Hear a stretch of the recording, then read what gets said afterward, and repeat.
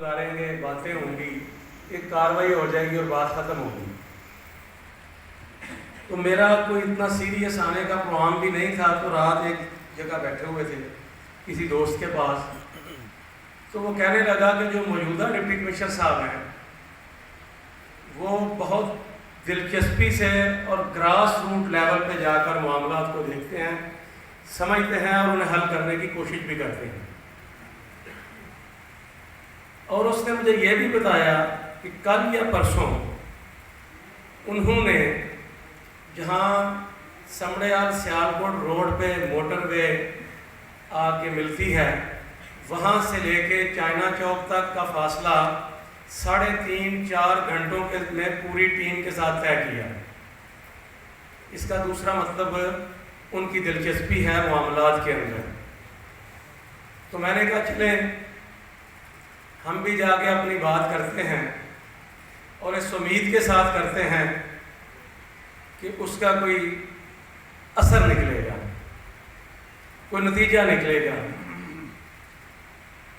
سب سے پہلے تو میں یہ گزارش کرنا چاہتا ہوں کہ اس وقت جو دھان کے کاشتکاروں کے ساتھ جس طرح ہو رہا ہے دھان کی خریداری کے حوالے سے، نہ کسی کنڈے کے وزن کا علم ہے، نہ کوئی ریٹ کا علم ہے،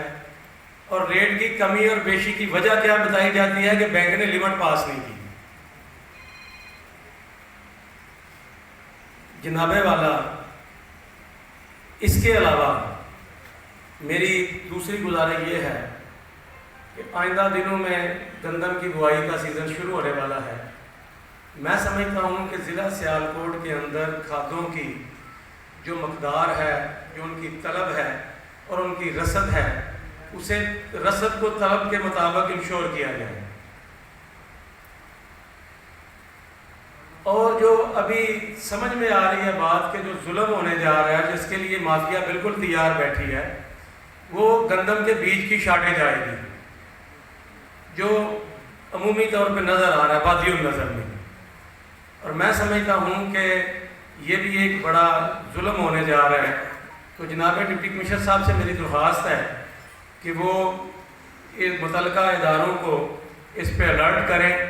اور اس ظلم سے بھی کسان کو بچایا جائے۔ میرے پیچھے لگے ہوئے جو سٹیج کے بالکل پیچھے لگا ہوا ہے بڑے بینر کے ماتھے پہ،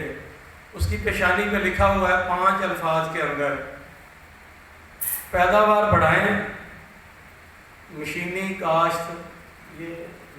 کاشت اپنائیں، پیداوار بڑھائیں۔ ہم بھی ایسا چاہتے ہیں کہ پیداوار بڑھے اور مشینی کاشت جو ہے جدید ٹیکنالوجی اختیار کرے، لیکن جناب والا ہمارے یونٹ چھوٹے ہیں، ہماری زمینیں تھوڑی ہیں، ہم بھاری قیمت رکھنے والی مشینری افورڈ نہیں کر سکتے۔ ہمیں اس بات کا اندازہ ہے کہ جو گندم کے مڈ ہم جلاتے ہیں اور یہ جو سموگ میں بہت تھوڑا حصہ ڈالتا ہے، حالانکہ سموگ سے پیدا ہونے والے سموگ جن چیزوں سے پیدا ہوتا ہے وہ اور بڑی چیزیں ہیں، اور جس طرح پلاسٹک کی ہر روز بڑھتی جا رہی ہے اس کا عمل دخل ہمارے روزمرہ معاملات کے اندر، اور وہ تو تلف ہونے والی چیز ہی نہیں ہے، اور وہ بالکل سموگ ہی چھوڑتا ہے، اس کے علاوہ اس کا کوئی کام ہی نہیں ہے۔ لیکن پھر بھی ہم یہ سمجھتے ہیں کہ اگر ہمارا تھوڑا بھی حصہ ہے تو ہم اس کو بھی ختم کرنا چاہتے ہیں، لیکن اس پہ ہمارے کچھ مسائل ہیں۔ ہمیں پتہ ہے کہ وہ موڈ ہماری زمین کی زرخیزی کا باعث بنتے ہیں، ہمیں پتہ ہے کہ وہ موڈ ہمارے جانوروں کے چارے کا باعث بنتے ہیں، ہمیں پتہ ہے کہ وہ موڈ ہمارے ایندھن کا بھی باعث بنتے ہیں، لیکن ہم انہیں سب کچھ کے لیے استعمال کیوں نہیں کر سکتے؟ جناب والا، اس لیے نہیں کر سکتے کہ گندم کی بوائی اور دھان کی کٹائی کے اندر بہت تھوڑا وقت ہوتا ہے، اور ہم یہ سب کچھ نہیں کر پاتے، اور ہمارے ڈسٹرکٹ کے اندر جو کسان مزدور ہے وہ نہ ہونے کے برابر ہے۔ تو اس مسئلے کا ایک بڑا آسان سا حل ہے کہ اس ضلع کے اندر جو رائس ملز ہیں ان کی تعداد کم و بیش 125 سے لے کے 50 کے درمیان ہے، اور جو کسان کی محنت اور بینک کے پیسے سے جن کے ہر روز بینک بیلنس جو ہیں وہ بڑھتے جاتے ہیں، تو اگر انہیں اس بات پہ پابند کیا جائے اور مارکیٹ کمیٹیز کو پابند کیا جائے اور کوآپریٹو سوسائٹیز کو پابند کیا جائے کہ وہ یہ مشینری خرید کر اپنے پاس رکھیں اور ہم کسانوں کو رینٹ پہ دی جائے تاکہ وہ جدید کاشت کو اپنا سکیں. اور یہ ادارے کو نئی بات نہیں، اس سے پہلے یہ کام کرتے رہے ہیں، تو ایسا نیا کام نہیں جو انہوں نے کرنا. جناب والا، یہ وہ معاملات تھے جو میں جناب کے گوش گزار کر چکا ہوں. مجھے امید ہے، میں آپ سے امید کرتا ہوں کہ آپ ان کی طرف توجہ دیں گے اور انشاءاللہ اللہ کے فضل و کرم سے کسان جو ہیں وہ سکھتا سانس لیں گے. لیکن ایک مسئلہ اور بھی ہے، وہ یہ ہے کہ آپ نے دیکھا ہوگا کہ کمار جب اپنے گدھے لے کے بھٹے سے اینٹیں لے کے آتا ہے تو سارے ایک جیسے نہیں ہوتے.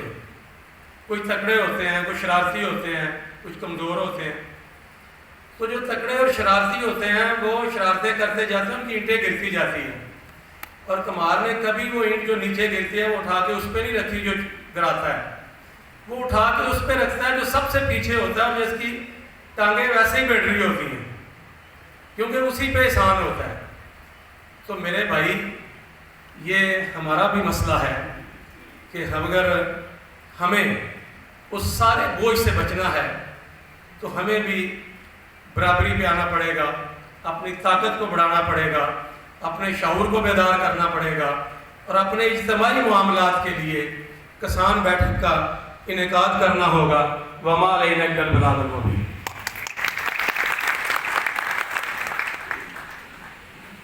شکریہ سر.